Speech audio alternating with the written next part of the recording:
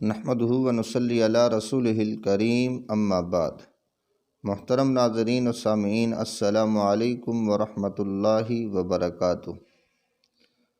آج میں آپ دوستوں کو بیماری اور نظر بد سے بچنے کی دعا جو نبی رحمت صلی اللہ علیہ وسلم سے مروی ہے بتلاؤں گا، اور آپ دوستوں کو گزارش بھی کروں گا کہ اس دعا کو زبانی خود بھی اور اپنے بچوں کو بھی یاد کروائیں اور اپنے معمولات میں اس کو شامل کریں۔ آئیے شروع کرتے ہیں۔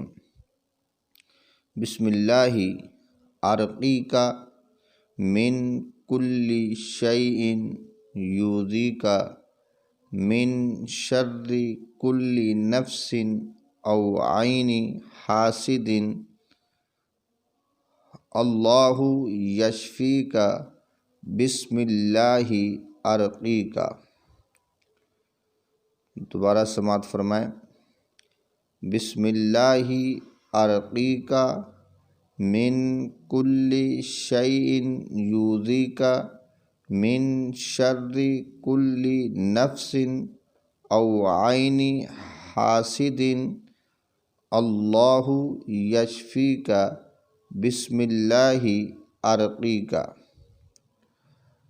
ترجمہ: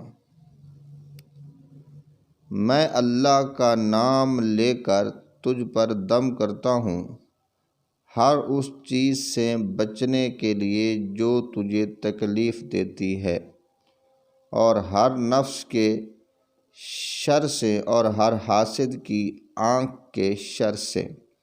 اللہ تجھے شفا دے۔ اللہ کا نام لے کر میں تجھ پر دم کرتا ہوں۔